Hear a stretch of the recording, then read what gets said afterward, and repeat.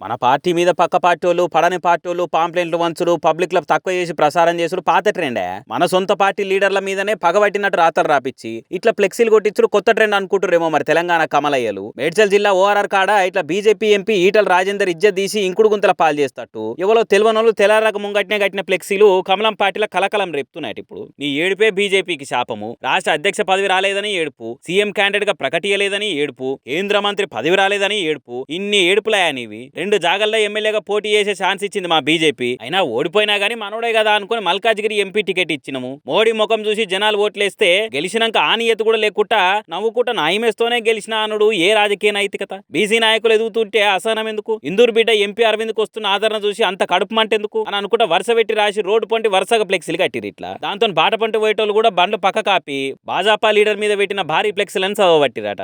మరి సొంత పార్టీ లీడర్లే ఇటువంటి పని చేయించారని క్లారిటీగా తెలిసిపోతుంది. కాబట్టి మీదికెళ్ళి బీజేపీలో ఈటెల వర్సెస్ అరవింద్ పంచాయతీ నడుస్తుందన్న టాక్ గట్టినే ఉంది. కాబట్టి నిజామాబాద్ ఎంపీ అరవింద్ మీద కూడా నిన్నయాల అనుమానాలు వస్తున్నాయట. బండి సంజయ్ను బర్తరఫ్ చేస్తారని, తెలంగాణకెళ్ళి ఓ బీసీ లీడర్ ను సెంట్రల్ మంత్రిగా చేస్తారని, క్యాబినెట్ లో సీటు కన్ఫర్మ్ కాబోతుందని మస్తు టాక్ వచ్చే వరకలా అయితే వాళ్ళు ఈటెలనా అరవింద్ అన్న పుకార్లు కూడా పుట్టేది తిరిగినాయి. మరి ఆయనతో అరవింద్ కు పదవి వస్తుండే వరకలా ఈటెల వెనుక పొంటి ఏమైనా రాజకీయాలు చేస్తుందని ధర్మపురి దగ్గర ఫ్యాన్స్ గిట్లా ఇసొంటి ముచ్చట ముంగటేసుకురనేది తెలియదు. కానీ చూడురి, పార్టీ లోపల పంచాయతీలను బయట వేసుకున్నట్లా కయ్యాలు పెట్టుకుని కలిసి ఉండే గుణాన్ని కాట్లే కలుపుట్లా కాంగ్రెస్ వాళ్ళు ఫస్ట్ ఉంటారు అనుకుంటారు అంతా. కానీ మోడీ సార్ మొన్న పట్నం వచ్చి పబ్లిక్ లో సభ పెట్టినాక ఆయనతో తెలంగాణ పువ్వు లీడర్లను దగ్గర పిలిచి పవర్లున్న కాంగ్రెస్ కు పోటీ గట్టిగా అని చెప్తే ఇక్కడి కమలయ్యాలకు ఈ తీరుగా గిట్లా అర్థమయ్యి కాంగ్రెస్ కు కాంపిటీషన్ ఇస్తురా ఏంది అని అనుకుంటా ఫ్లెక్సీ ఫోటోలను షేర్ చేసుకుంటా కామెంట్లు ఇస్తారు ఇంకోనరిగా.